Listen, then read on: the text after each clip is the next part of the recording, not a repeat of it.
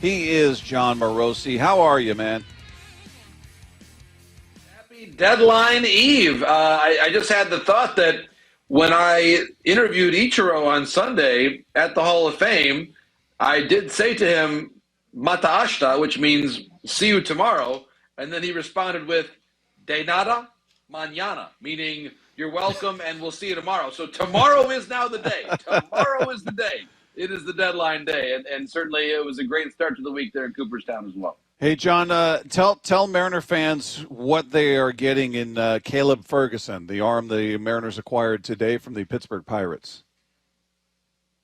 Someone that's going to necessarily be pitching at the very, very end of the game, but he can get you some leverage outs late on in the game. And I think that's what the Mariners need. They're not done, I don't think. I believe they might look for one more potential late inning arm. They may also still be in the mix there for Geno Suarez, as I'm still checking my phone to see what other additional details are coming through. This is one of those conversations where you're kind of just constantly checking to see what the latest information is. But I think in general, the Mariners, they've already made a couple moves, which again is more than a lot of contenders have done. I'm still waiting for the Cubs to really check in and make a big time move. Still waiting on the Dodgers to do something. But the Mariners, they've now made two moves. The Naylor move, I think, was in a big way what they needed.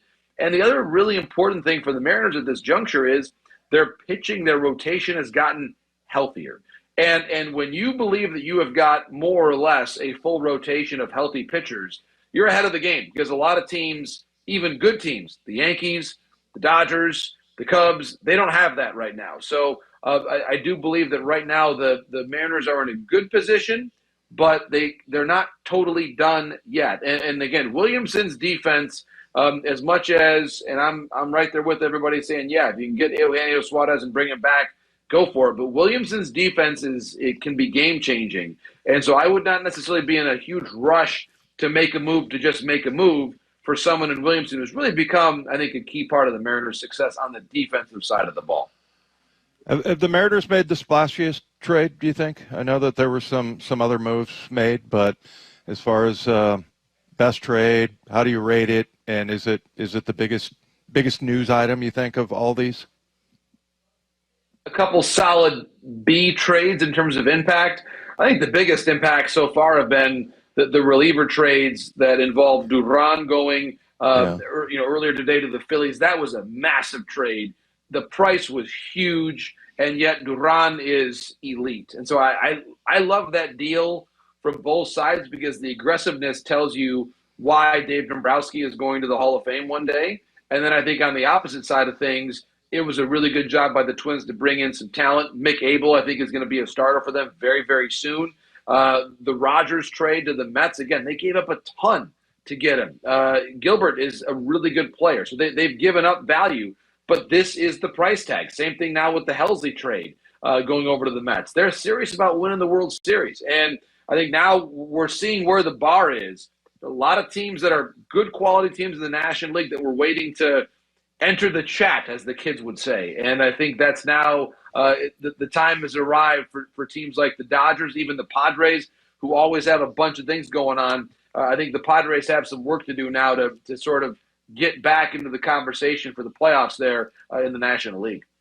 So if the Mariners don't land Suarez, who are some other names you think they're legitimately looking at? We keep hearing about who is it, Willie Castro from the Twins, and I'm looking at his numbers going, yeah, he's kind of Dylan Moore. He's a guy that doesn't have a position. He plays all over the place, doesn't have a lot of pop.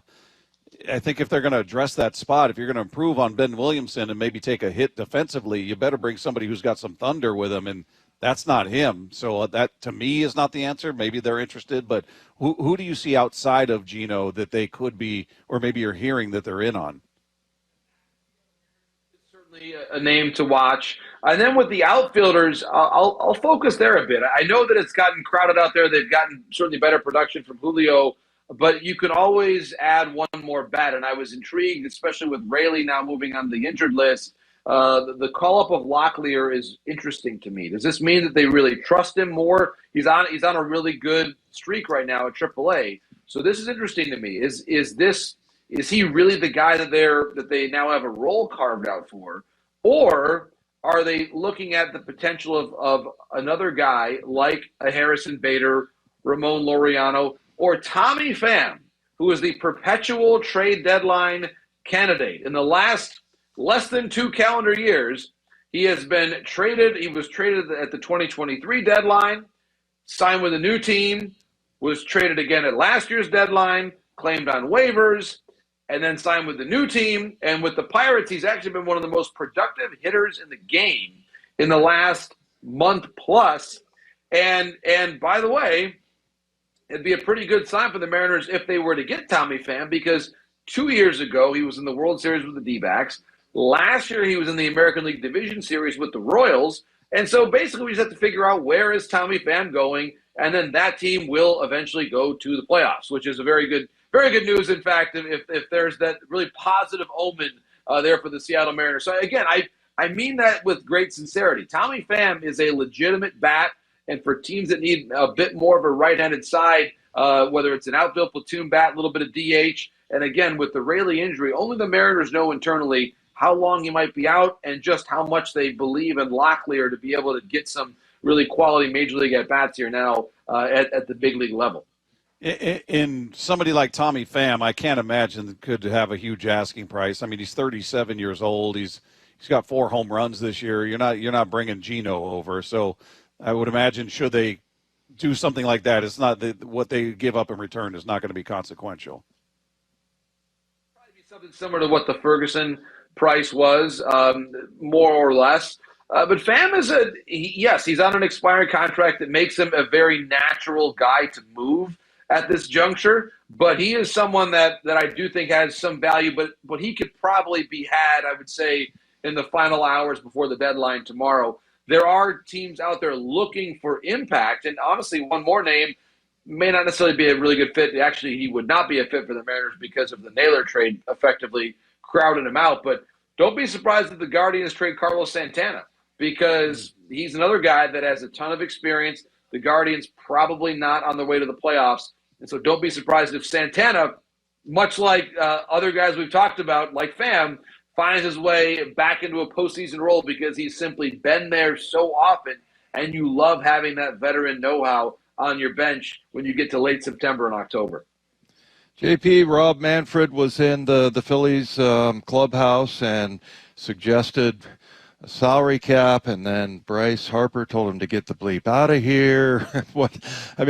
What do you think about that whole thing? I mean, that could possibly send them into work stoppage, and that it's something I hadn't heard. I'm sure it has been bandied about a little bit, but what did you make of that exchange? I kind of like that Manfred it kind of stood up to him, says, "No, I'm not going to get the bleep out of here." No, and I'm not clear on this. We should acknowledge this at the outset. I'm not clear if those words, salary cap, if that was actually said at any point in the conversation. We don't know for sure. What we do know is that there's plenty of tension there. That much you can glean from just the fact that the story became a story, that it got out.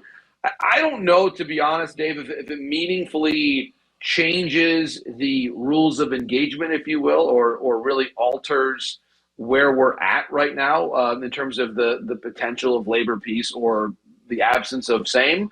But I do think it speaks to the fact that there are some fairly significant economic issues that are going to have to get worked through. And I am an optimist at my baseline. We've talked about that a lot.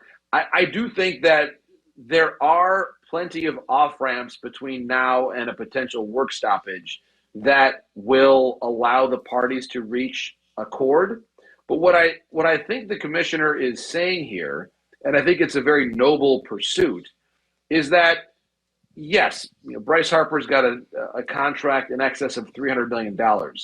Bryce Harper is not the average player. Right. The average player is someone that gets between 0 and 2 to 3 years of experience in his career. It's a small percentage of players that actually ever end up getting to free agency. So the rules of free agency, qualifying offers, that kind of thing, affects a relatively small percentage of the playing population.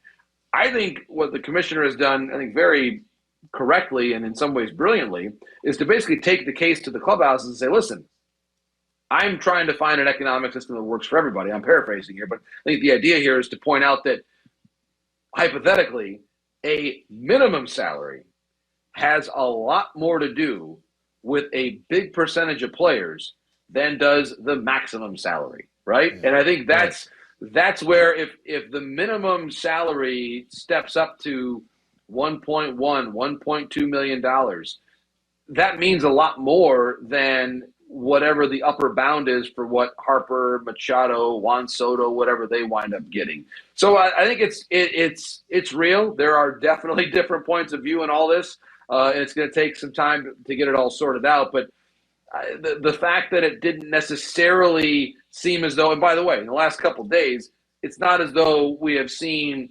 quotes from clubhouse to clubhouse all around the country saying, yeah, Bryce is exactly right, and here's why. We haven't really heard that. So I think that there are probably a lot of savvy players that realize that the minimum salary has a lot more to do with their well-being than what is happening for Harper and Machado and Soto and Ohtani, who are occupying a very elite class that is really unattainable for most of the even great players that play baseball. Realistically, what are the odds that they avoid a work stoppage? Because if they are toying with the idea of a cap, if they're sort of just testing the water by throwing it out there and seeing how players I just think the MLBPA that's a non-starter. It's just not even going to be a conversation to be had, I think. But what do you think? Are we just kind of set for preparing ourselves for a work stoppage, or do you look at it and say, no, I think there's some room to make something happen here to avoid that, realistically? I believe there's a better than 50-50 chance they can find a way to reach a compromise. And again, that's an educated guess a year and a half out, so we got a long time to go between now and then. I'll make the very obvious but rather helpful statement that in the history of all four major sports in the United States, MLB, NFL, NHL, NBA, all work stoppages have ended. They've all ended at some point. So no matter how long it happens, if it happens, it's not going to last forever. And I think it's important to keep that perspective in mind. And the other piece of the whole conversation here is that last time I checked, attendance is up. A lot of the ratings are up. The game is in a pretty great place. The All-Star game was very well received and well viewed. So I think that it would be really a mistake on the part of people if we shut the sport down over issues that pertain to a very small percentage of the players. That's how I look at it. Others may disagree with me, but that's my general statement, that for the vast majority of the players who are involved in this game, things economically seem to be working just fine, especially when you compare this situation to competitive balance in pro leagues everywhere else. Last time I checked, we have had exactly 0 repeat champions in this sport in the last 25 years. Zero. Last time it happened was 2000. So if this was all of a sudden the domain of the Yankees and Dodgers, then again, they did play in last year's World Series. That's true. But they have, neither one has gone back to back in the last quarter century, and the Mets haven't won a World Series since 1986. So for all the big market focus, I think actually competitively the game's in a pretty good spot. Yeah, I agree. And 2000? That was the Yankees back-to-back, right? So when the Yankees won the Subway Series against the Mets in 2000, that was the last back-to-back championship that any team has had. And by the way, it's not as though the Dodgers are on a glide path to winning it this year. They've got some turbulence. They do not have the best record in the National League. In fact, right now that record belongs to the Milwaukee Brewers, which, depending on your calculation, is either the 29th or 30th market in Major League Baseball, and they have the best record.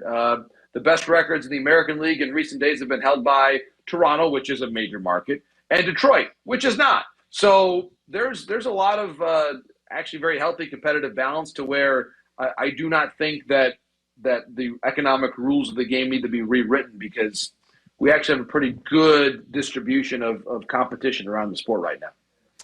John, as always, love the conversation, and in all sincerity, Dave and I were really just getting a lot of joy on watching how happy you were out there interviewing players. It was really cool to see, man, and glad you had a great time out there. You killed it as always, and we appreciate the conversation. We'll do it again next week.